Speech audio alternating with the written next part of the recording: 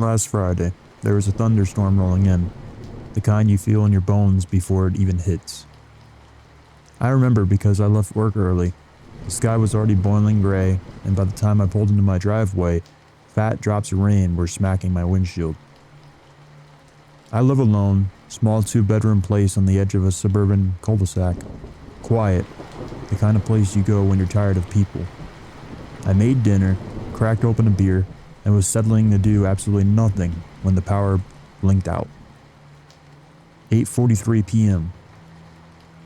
I checked my phone, still had charge. 72%, no service, though. The storm must have knocked something out, no Wi-Fi either. The only light came from the occasional flash of lightning, strobing across the living room through the windows. I lit a few candles, grabbed a flashlight, and sat on the couch with a blanket. And then, my phone buzzed. A call. No contact name, just a number. One I didn't recognize. I stared at it for a second before answering. Hello? No response. I could hear wind, rain, a faint shuffling, like someone walking on gravel.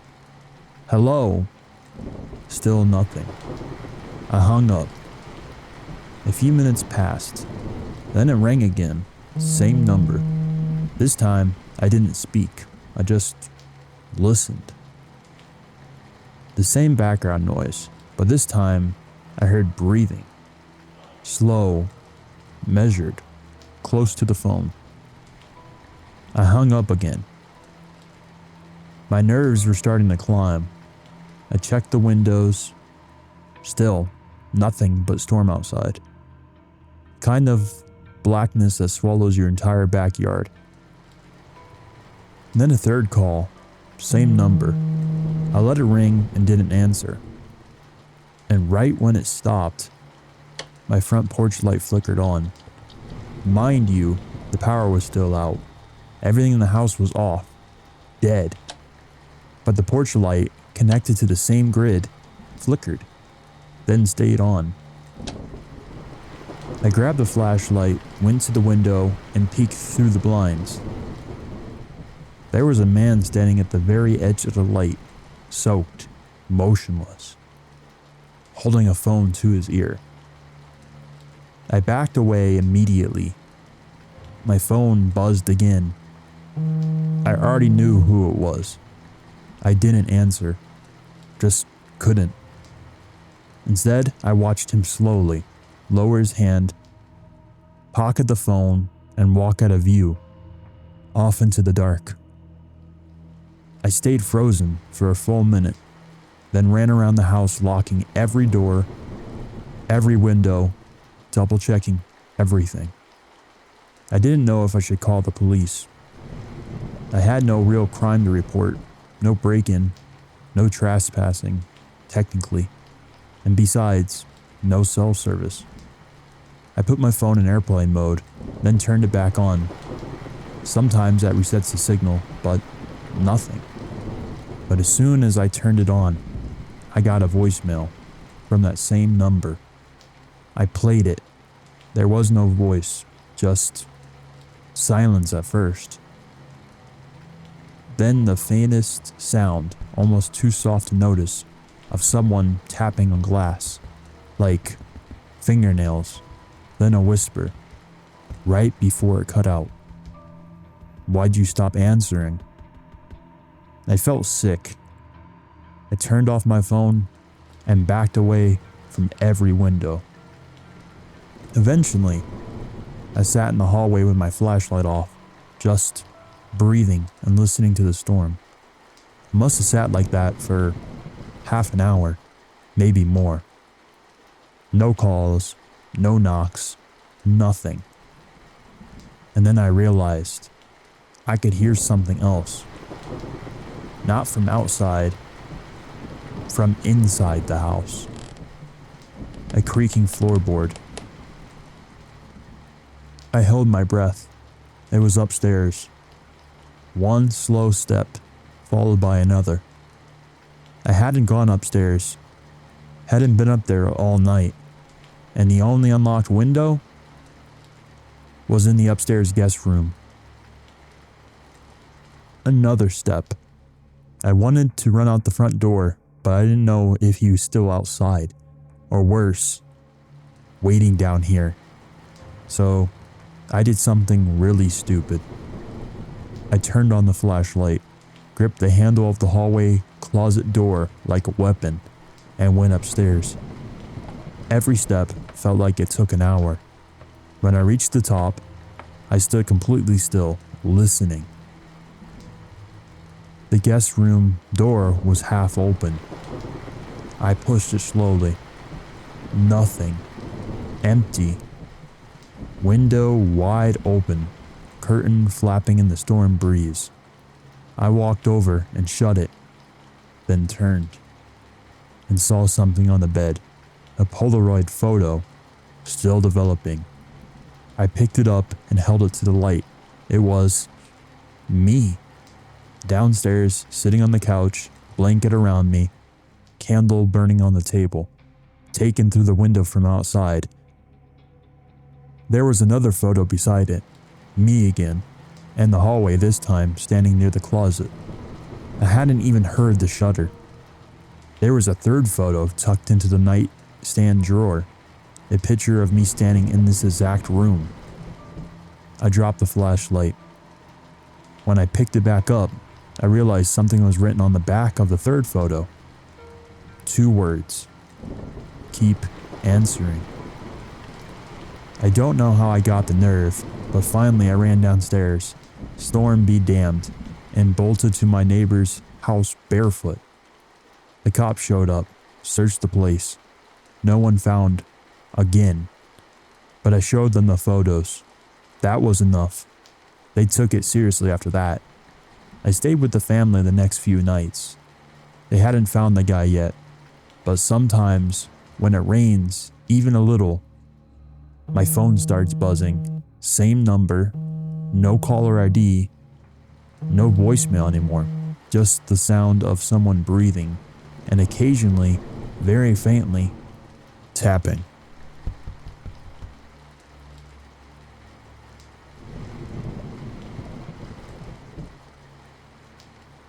It started around 9:17 p.m. last Thursday. I remember the exact time because I was watching some dumb trivia game show, the kind you leave on for background noise when you're eating alone. I had one of those cheap microwave dinners sitting in my lap. Rubbery meatloaf and mashed potatoes, and I was halfway through it when everything in the house went dark. Everything except the TV. That old Samsung, still glowing, still on. I blinked, looked around, thought maybe the power had just tripped a fuse, maybe. My first instinct wasn't fear, just confusion. I stood up, muttering under my breath, and checked my phone. No signal, no Wi-Fi, no service bars.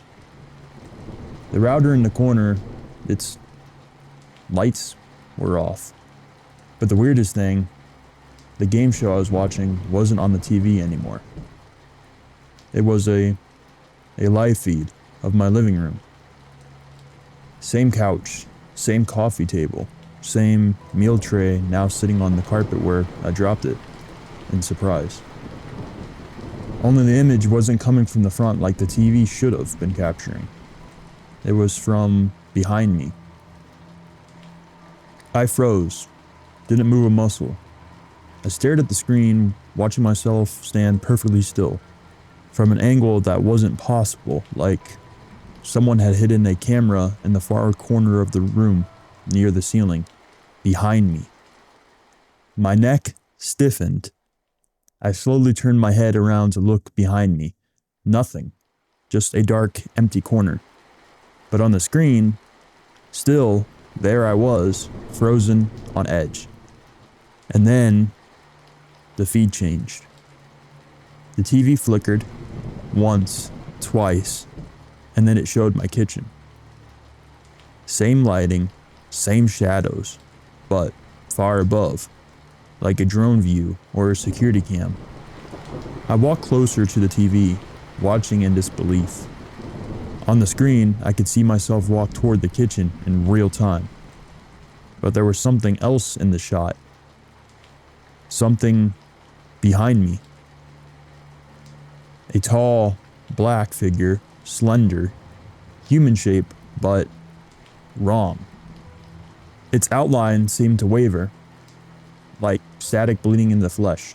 It stood maybe 7 feet tall, directly behind me in the feed, not moving, just standing there. I spun around in real time. There was nothing there. I turned back to the screen. Gone. The figure was gone. The image changed again. This time, my bedroom. A top-down angle. My bed was visible. Sheets half drawn, pillow indented, like someone had just gotten out or was waiting to get in. Worse still, the closet door was slightly open. That closet hadn't been touched in weeks. I bolted upstairs, flashlight from my phone shaking in my hand. I tried the bedroom light. Nothing. Power's still out. But everything was just how I saw it. Sheets messy, closet door cracked. I stopped at the foot of the bed, heart racing. I stood there for minutes, frozen, just staring at that thin line of darkness where the closet was open. It felt like the silence was pressing in.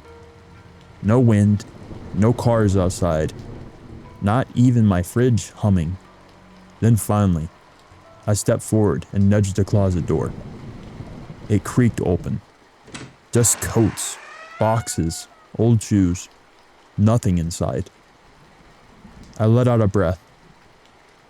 Then the TV screamed.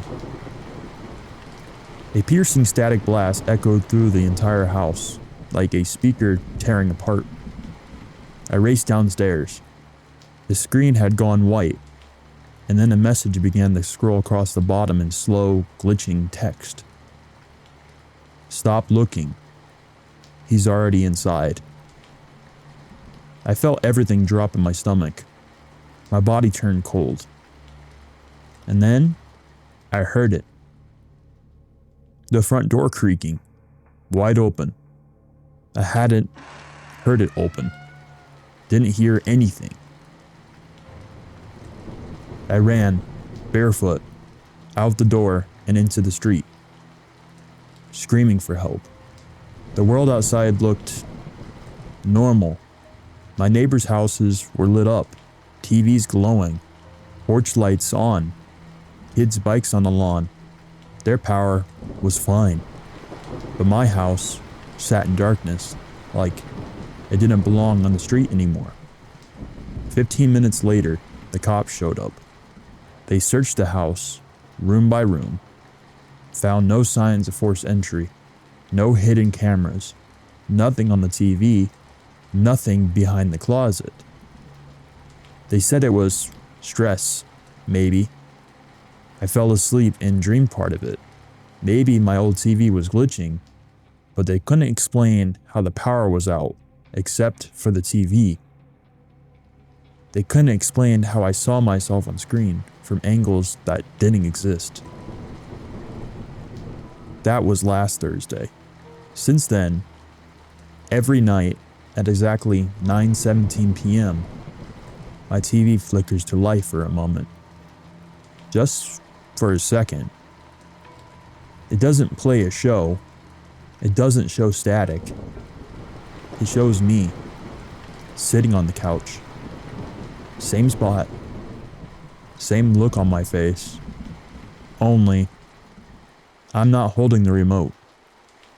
And every time the screen blinks off again, I feel like something moved behind me. Like it's still watching. And I've already been told once, stop looking. He's already inside.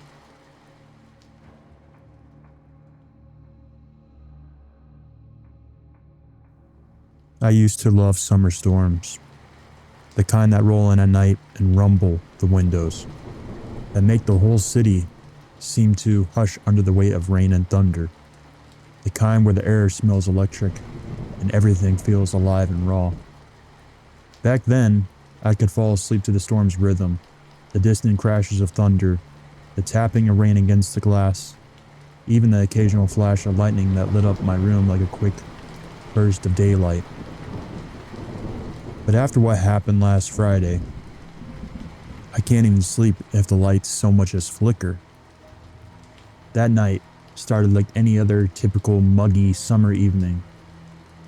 I was lounging in my small city apartment, shorts and an old faded college hoodie I'd had for years. My hair was pulled up in a messy bun, wet still from the shower. I was sprawled on the couch, with my cat curled up beside me, binge watching some random show on Netflix that I didn't even really care about. The rain was steady outside, pounding the windows softly, mixing with the distant rumbles of thunder. The kind of night that feels cozy if you're safe inside. Around 9:30 p.m., my phone buzzed. Unknown number. Red really brings out your eyes. I blinked, staring at the screen. That night, I was wearing red, that same hoodie, but nobody I knew had seen me in it lately. I hadn't been out, not even for a walk, and no recent pictures had me in it either. I hesitated, then typed, "Who is this?" No reply. I tried to shrug it off, telling myself it was probably a wrong number or a weird prank. But the text still left a pit in my stomach. Still, I got up and locked all the windows. I live on the second floor, so it's not like anyone should be able to just stroll in, but I checked them anyway. Locked the front door twice, the usual safety routine. Then, just before 10 p.m., the power went out. Everything snapped off. The TV, the lamps, the humming of the air conditioning. I was swallowed by darkness. I stood still, listening. Normally, the apartment complex emergency hall lights would flicker on, but the entire floor was pitch black. No hum, no buzz of neighbors' TVs leaking through the walls, just silence, a deep, unnatural silence. I pulled out my phone, switched on the flashlight. That's when I saw it. The kitchen window cracked open an inch or two. I froze. I know I hadn't left it like that. I'm pretty sure I shut it tight after making my grilled cheese earlier. But maybe, I forgot. I told myself that. I walked over slowly, fingers trembling as I latched it shut. And then my phone buzzed again. Unknown number. You looked cute when you leaned over just now. My breath caught in my throat. My heart thundered painfully against my ribs. I spun around, shining my phone's flashlight toward every window in the apartment. Blinds, curtains, darkness. No one. But then, the third message came through. Don't turn around so fast next time. I like the back of your neck. I screamed, a raw, desperate scream. I dialed 911. No dial tone. No failed call message. Just static. No signal. The entire block must have lost power, including the cell towers. Panic clawed at me. I switched off the flashlight and dove into my bedroom. I locked the door, sliding my dresser in front of it as a barricade. I sank down behind the bed, clutching my phone like it was the only lifeline left. Minutes passed, but it felt like hours. Then, my phone lit up again. A photo. A picture of me, taken from outside the window through the blinds. There, I was sitting on the couch just seconds before I stood up. I hadn't even heard a camera shutter. I scrambled to the closet and pulled out my emergency power bank, plugged it in, hoping for any sign of life. Still, nothing. Then the apartment went deathly silent. The storm seemed to stop. Even the rain had quieted. All I could hear was footsteps, slow, heavy, inside, right outside my bedroom door. Then came a whisper, not loud, not shouted, just casual, like someone talking to themselves right next to the door. She always does that thing with her hair when she's scared. I clamped a hand over my mouth to keep from crying out. It's adorable. She twisted it twice around her finger, just like in her profile picture. I wanted to scream, but my voice was gone. Then came a sound worse than the whisper. A camera shutter. Right outside the door. Flash. Then nothing. Silence. Minutes passed again. My mind was spiraling. Was this real? Was this happening? Then, one last message. Unknown number. Power's coming back in 3, 2, and just like that, the lights flickered on. The AC hummed back to life. The refrigerator buzzed. And the footsteps? Gone. I waited for hours after that. Didn't move until the sun was peeking through the blinds. When I finally unlocked my bedroom door, the apartment was empty, except for something on the kitchen counter. Laid out like a gift. A printed photo. A close-up shot of the back of my neck. Since then, I haven't looked out my windows at night. I don't answer texts from unknown numbers. And I don't love summer storms anymore. Because some things are better left in the dark. Have a true story you never told anyone? I want to hear it. Send your encounter to officialcertdread@gmail.com. And maybe next time, your nightmare will be told here.